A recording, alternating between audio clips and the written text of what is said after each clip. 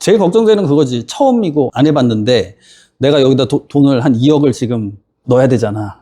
그게 제일 걱정되겠죠. 특히나 이거 그런 분들 있죠. 다가구 주택을 아예 안 해봤어. 원룸을 안 해봤는데 이제 막연한 두려움이 또 있는 거죠. 원룸은 한 이 정도 해서 된다. 그러면은 어떻게 괜찮은 것 같아요? 조그만 거 하고 있잖아요. 조그만한 것들. 조그만한 거 하다 보면은 이제 좀 자신감이 붙지 않아요? 이제 좀 큰 거 해도 되겠는데? 라는 생각. 네. 지금 자신감 붙었어요, 지금. 하다 보면은 별거 아니거든. 생각보다 별거 아니에요. 처음에 막연한 두려움만 있는 거지, 낙찰 받고 하나하나 해결하다 보면은 별거 아니야. 과정이 뭐 되게 복잡하거나 어렵거나 그런 게 아니거든요. 외곽에 위치한 다가구 주택은 정말 임대 수요가 없을까요? 경쟁력 있는 가격에 취득한다면 공실 리스크를 줄이고 안정적인 현금 흐름을 만드는 투자도 가능합니다. 오늘 영상에서 그 이유를 알려드리겠습니다. 테크노밸리 북쪽에 이거 원룸들이 이렇게 많아요. 여기 보면 원룸 천지죠, 여기. 원룸 엄청 많잖아요. 거기 중에 제일 끄트머리에 있는 애. 요거예요, 요거. 좋지 않나요? 별로예요? 주차가. 에? 주차가 널널하죠. 다 주차할 때예요. 네. 차가 한 대도 없어서? 낮에 찍으니까, 낮에는 다 일하러 나갔잖아요. 어차피 이 사람들이 뭐 대중교통을 이용하거나 막 그럴 분들은 별로 안 계시거든요. 네, 여기 테크노밸리 산업단지 안에 있는 분들만 오죠. 어디서 올 데가 있나? 평택 미군부대?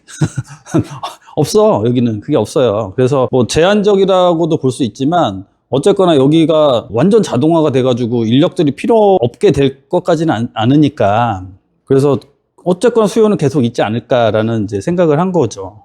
물론 뭐 다가구 주택은 여기 주변에 계획관리 땅들이 좀 있어서 더 지으려고 하면 더 지을 수도 있어. 그러니까 공급이 더 있을 수도 있는데 최근에는 공급하기가 좀 쉽지는 않은 상황이거든요. 물론 여기가 뭐 시내권처럼 뭐 임대가가 비싼 건 아니에요. 원룸 같은 경우에는 뭐 한 25만 원? 25만 원 정도면 나가. 25만 원. 그리고 여기 제가 구성을 좀 보니까 원룸도 있고 투베이, 투룸 이렇게 다 있더라고요, 구성이. 그래서 제가 봤을 땐 가격 대비해서 괜찮다. 그러니까 이게 뭐 엄청 좋다 뭐 이런 건 아니고 가격 대비해서 괜찮다는 걸 말씀드린 거예요. 그러니까 이거는 지금 감정가는 14억이고 두 번 유찰돼서 이제 7억 1천인데, 이게 뭐 시내에 있으면은 가격이 그럭저럭 괜찮잖아요. 근데 이게 시내는 아니고 많이 외곽이죠. 결국은 여기 테크노밸리 산업단지의 근로자분들, 결혼 안 하고 한 20대, 뭐 30대 초반, 그런 분들만 산다고 보면 되고, 다 자차로 이동하시는 분들만 이제 거주한다고 보시면 되고요.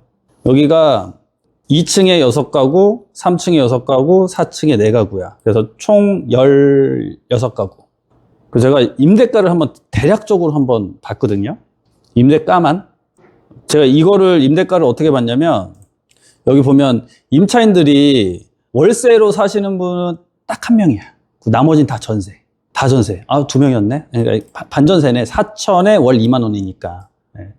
그러면 나머지는 다 전세죠. 그래서 전세를 이제 월세로 전환해가지고 이제 본 거거든요. 그러니까 뭐 전월세, 전환율 이걸 따진 게 아니라, 다가구 주택 원룸 월세가를 알고 싶으면 뭘 봐요? 가서 부동산 가서 알아봐? 부동산 가서? 뭐 그래 되죠. 그 인근에 부동산 가서 저 경매 때문에 왔는데요, 저기 원룸 월세 어느 정도 가요? 이렇게 물어봐도 되는데, 그분들도 바쁜데 가서 막 이것저것 물어보면 좀 그렇잖아요. 그래서 뭘 보면 좋냐면, 다방 있죠. 다방. 이게 물론 뭐 직방도 있고 다방도 있고 이거 보시면 되는데, 이게 좀 잘 나와 있어요. 지금 경매 나온 건 얘예요.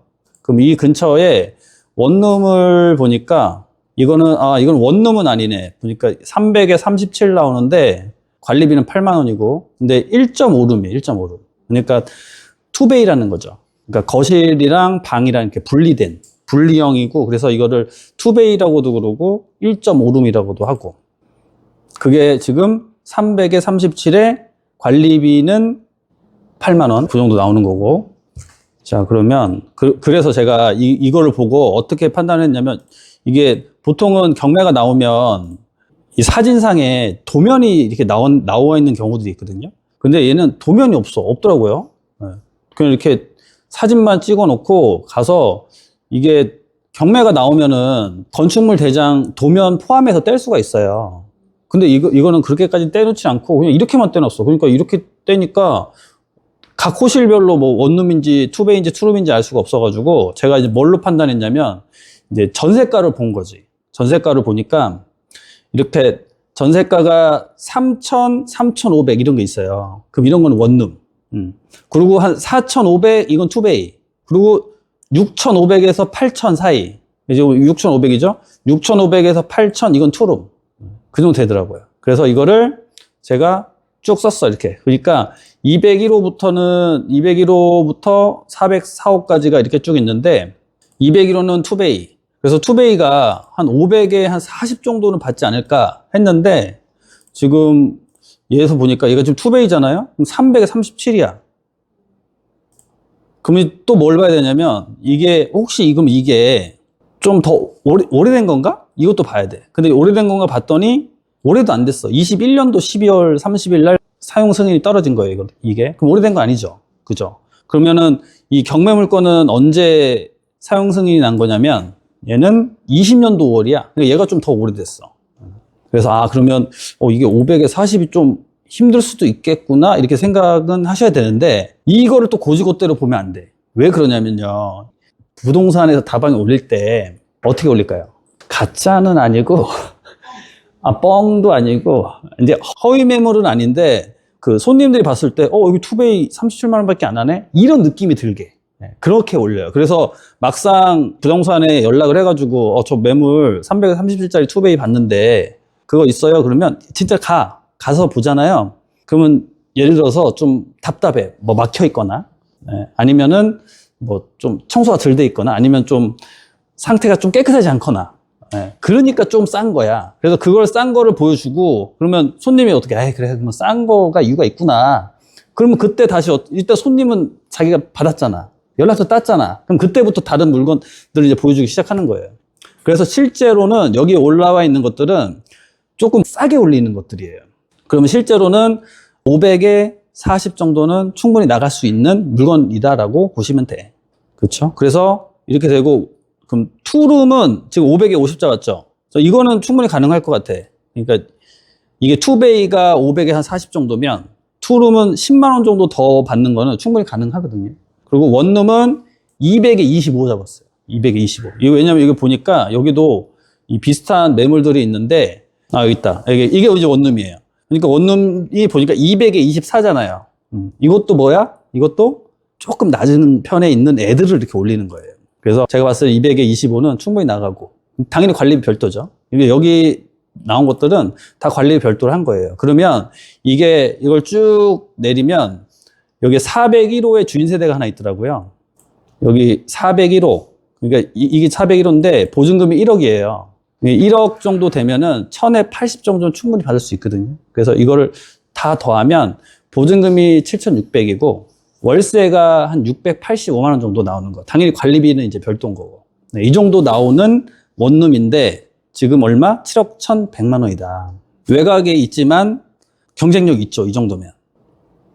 외곽에 있어서 싫어요? 외곽에 있어서? 별로. 해당 지역에도 주택관리업체가 있나요?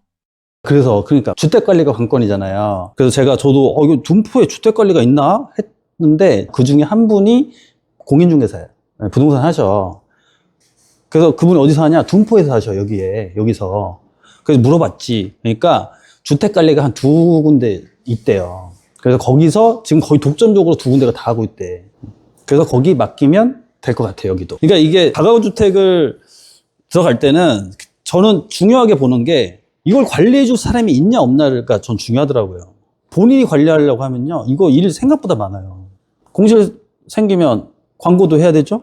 그러면 또 임차인 들어왔다가 나가면 청소 어떻게 해요? 물론 뭐 청소 업체한테 메토 청소 좀 해주세요. 이렇게 해도 되지만 또 임차인 나가면 뭐 해야 돼요? 관리비 정산해야 되잖아 또. 그죠? 전기요금 정산, 가스 정산 막 이런 것들 해야 되니까 그런 것들 때문에 생각보다 본인의 본업을 집중하기가 힘들거든요. 그럴 때 주택관리가 있으면 얼마나 좋아요. 그래서 저는 가장 중요하게 보는 게 주택관리가 거기가 활성화가 돼 있냐 안 되어 있냐 이거를 가장 좀 중요하게 봐요. 그래야지 본업에 집중할 수 있잖아. 막 열심히 일하고 있는데 손님 응대하고 있는데 갑자기 전화 와봐요. 사장님 여기 변기 물이 안 내려가는데요. 사장님 여기 엘리베이터가 섰어요. 막 이런 거 보면 얼마나 힘들어요. 그래서 그게 제일 좀 중요하게 보는 건데 여기 둔포에는 그게 있더라. 그래서 외곽이라도 결국 한 이 정도 월세가 맞춰줄 수 있다고 하면 저는 괜찮다고 보거든요. 아니면 약간 좀 보수적으로 보는 거지. 내가 여기서 한 2, 3만 원 정도 더 빼줄 생각이 있다. 그렇게 생각하고 입찰에 참여해도 되는 거잖아요. 그죠? 해당 지역의 임대 수요는 많나요? 임대 수요가 많냐 적냐 이거는 크게 보지 않는 게 결국 내 원룸이 다른 사람들하고의 경쟁력에서 우위에 있으면 되거든요. 근데 그 우위에 있는 거 뭐냐? 가격 경쟁. 내 임대를 주변보다 내가 제일 싸게 줄 수 있는 상황이 되면 되거든요. 그거는 내가 그 사람들보다 제일 싸게 사면 되는 거예요. 여기 주변에 있는 원룸들 다 뭐 어떻게 샀을까? 물론 경매가 여기 한두 번 나왔었던 적이 있긴 한데 경매보다는 다 일반 매매로 사신 분들이란 말이죠. 그러면 이분들 한번 얼마에 샀는지 한번 볼까요? 여기 보면 이제 가격들이 나오죠. 제가 보니까 여기 다 비슷비슷하더라고. 가격들이. 여기 일반 매매 한번 됐네요. 이게 2018년도에 11억. 땅이 150평이고 연면적이 149평. 요것도 11억. 지금 여기에 보는 것들 있잖아요. 여기 뭐 2억 6,600 이렇게 되어 있는 것들은 이제 토지들이에요. 토지들. 토지를 그 가격에 이제 거래가 된 거고, 여기 주황색으로 나와 있는 것들이 이제 거래가 된 거야. 여기도 10억 한 6천 정도. 이건 21년도에 지은 건데 이게 10억 6천 정도에 거래가 되네요. 그러면 10억 6천, 11억 이렇게 사신 분들보다 뭐 7억 초반에 사면 거의 한 4억 정도를 싸게 사는 거기 때문에 그분들하고의 경쟁력이 확실히 있잖아요. 그렇게 보면은 되지 않을까 저는 그렇게 보고 있거든요. 일단 최저가 정도 선에서 한번 보자고요. 취득세율은 7억대니까 3.5%까지는 안 되고 뭐 한 2.5 정도 한번 보자고요. 이게 6억부터는 누진세율이잖아요. 6억부터는. 그러니까 한 이 정도 보시면 될 것 같고, 대출은 80%는 무조건 나오고요. 그래서 초기에 들어가는 금액은 만약에 최저가에 받는다고 하면 한 1억 6천 정도 있어야 돼요. 이 정도 받는 거는. 근데 이제 임대만 맞춰주면 실제 투자 금액은 한 8,500 정도면 될 것 같고, 지금 임대 수익은 여기 보신 것처럼 680만 원이잖아요. 그죠? 그럼 이게 1년 받는 게 8,200이고, 이자는 지금 4% 중반 정도니까 좀 더 잡아야 될 것 같아. 그러면 연간 이자가 2,500이고, 그리고 연간 수익이 5,600이네요. 그러면 8,500을 투자해서 5,600. 5,600만 원을 8,500으로 나누면 수익률은 66% 정도 나오네요. 최저가를 적었을 때 일이고, 제가 봤을 때 최저가 정도면은 괜찮을 것 같고, 이거를 굳이 높게 쓸 필요는 없을 것 같아요. 그러면 뭐가 잘못됐을까요? 그럼 제가 임대가를 너무 높게 받나? 그럼 한 5만 원씩 뺄까요? 그냥 5만 원씩 빼서 좀 안전하게 보수적으로 가는 거야. 근데 5만 원씩 빼기에는 이거 25인데 그럼 20 받아? 20 받아요? 그리고 투베이 35? 아까 35가 아니라 아까 얼마였어? 37 막 이렇게 나와 있었는데 여기 지금 투베이 지금 나와 있는 거 이거 봐. 여기 투룸은 51까지 받네요. 관리비는 9만 원이고. 투베이는 37. 투룸은 51. 원룸, 얘는 원룸이 지금 33만 원까지도 있네. 근데 좀 방이 좀 넓은가 봐요. 좀 넓은 게 23제곱미터짜리야. 그리고 지어진 지는 22년도네. 그냥 조금 더 신축이긴 하네. 근데 5만 원 빼기에는 너무 많이 빼는 것 같고 한 2만 원씩만 빼자. 2만 원씩만. 2만 원씩 빼니까 650만 원. 2만 원씩 뺀데도 수익률이 60%인데 어떡하지? 제가 봤을 때는 충분히 그러니까 이게 괜찮은 거예요. 그러니까 최저가에 받으면 괜찮은 거야. 근데 최저가 정도 받으려고 하면 뭐 못 받을 수 있다 생각하면 이제 조금 높이는 거죠. 뭐 한 7억 한 5천 뭐 이 정도. 그럼 7억 5천 정도 받아볼까요? 7억 5천에 받아도 54% 정도 나와. 배당을 못 받는 임차인들이 많은데 명도가 걱정돼요. 그럼 명도비를 좀 명도비를 그래도 뭐 얼마야? 그래도 꽤 많이 나오지 않을까? 얼마 잡을까요? 시장 그래도 100만 원씩이라도 주고 100만 원씩? 네, 알겠습니다. 근데 무조건 다 주는 건 아니고 일단 예상 배당표로 해가지고 한 7억 한 5천 정도 한번 잡아보자고요. 그래서 예상 배당표를 보면 일단은 이런 소액 임차 보증금을 받아가는 분들은 뭐 굳이 이사비를 많이 줄 건 없을 것 같아요. 왜냐면 어쨌거나 소액 임차 보증금이라도 받으면 그 낙찰자의 명도 확인서가 있어야 받거든요. 이거라도 받아가려면. 그럼 이 사람, 요거 받아가는 사람들을 빼고, 그래도 이분들 조금만 주죠. 한 30만 원씩. 이사 가는 실비 정도? 네, 그 정도면 충분히. 원룸은 용달이사 보통 하니까요. 한 30만 원이면 그게 돼. 한 실비 정도는 지원해주면 제 생각에 충분히 뭐 선의를 베푼 것 같아. 그럼 이제 문제는 이제 한 푼도 못 받아가시는 분들이 있죠. 그러니까 이런 분들. 그쵸. 한 푼도 못 받아. 그 다음에 이분도 한 푼도 못 받네. 김조 씨. 그죠. 그리고 8천만 원짜리도 한 푼도 못 받고, 외국인 이분도 한 푼도 못 받고, 이분도 한 푼도 못 받고, 어이구, 이분도 한 푼도 못 받네. 1억인데, 그 이분도 한 푼 못 받고. 그러면 한 7명, 8명 정도가 한 푼도 못 받아요.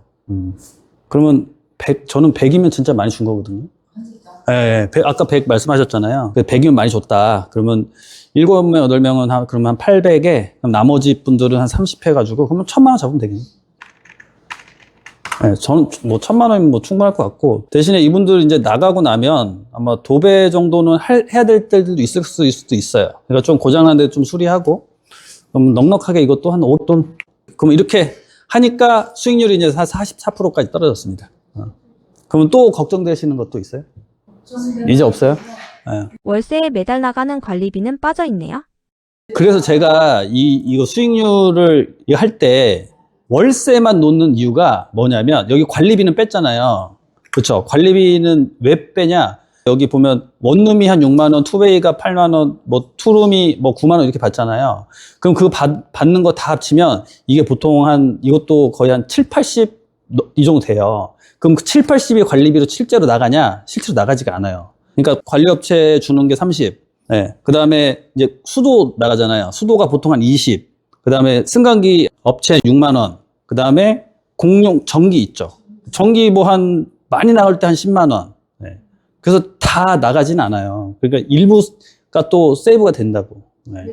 네. 그래서 아예 관리비로 제가 아예 포함을 안 시킨 이유가 바로 그거예요. 자, 그래서 이렇게 하면 입찰가를 한 7억 5천까지 올려도 초기에 들어가는 거는 그러면 한 1억 9천 정도가 필요하네요. 그리고 1억 9천 필요하고, 그 다음에 뭐가 필요해 또? 세입자 임대 맞추기 전까지는 그때 이제 이자만 나갈 거잖아요. 그러니까 한 2개월에서 뭐 3개월 정도에 좀 버틸 수 있는 이제 여윳돈. 네, 그 정도는 좀 갖고 있어야 되는데, 보통 임차인을 만나서 얘기를 하잖아요. 그러면 이렇게 배당을 일부라도 받아가거나 아니면은 월세로 살고 있던 친구들 있죠. 이런 친구들은 어차피 바로 나간다고. 그럼 바로 나가면 어떻게 해요? 청소하고 바로 임대를 줄 수가 있잖아요. 그럼 임대를 주면 임대 보증금이 또 들어오잖아. 그렇기 때문에 너무 막 그렇게 한 두세 대 다른 돈이 한 푼도 안 들어오겠지 생각할 필요도 없어. 거의 한두 집, 세 집 막 이 정도는 임대가 나가거든. 그 사이에 명도하는 과정에서. 이래도 44%야. 또 걱정되는 거 있으세요? 또 걱정되는 거. 제일 걱정되는 그거지. 처음이고 안 해봤는데 내가 여기다 돈을 한 2억을 지금 넣어야 되잖아. 그게 제일 걱정되겠죠. 특히나 그런 분들 있지. 다가구 주택을 아예 안 해봤어. 원룸을 안 해봤는데 이제 막연한 두려움이 또 있는 거죠. 원룸은 한 이 정도 해서 된다. 그러면은 어때, 괜찮은 것 같아요? 조그만 거 하고 있잖아요. 조그만한 것들. 조그만한 거 하다 보면은 이제 좀 자신감이 붙지 않아요? 이제 좀 큰 거 해도 되겠는데? 라는 생각. 네. 지금 자신감 붙었어요, 지금. 하다 보면은 별거 아니거든. 생각보다 별거 아니에요. 처음에 막연한 두려움만 있는 거지, 낙찰 받고 하나하나 해결하다 보면은 별거 아니야. 과정이 뭐 되게 복잡하거나 어렵거나 그런 게 아니거든요. 끝까지 시청해주셔서 감사드립니다. 부동산 경매 투자에 도움이 되셨다면 좋아요 부탁드리고, 앞으로도 이와 같은 영상의 시청을 희망하시면 구독 부탁드립니다.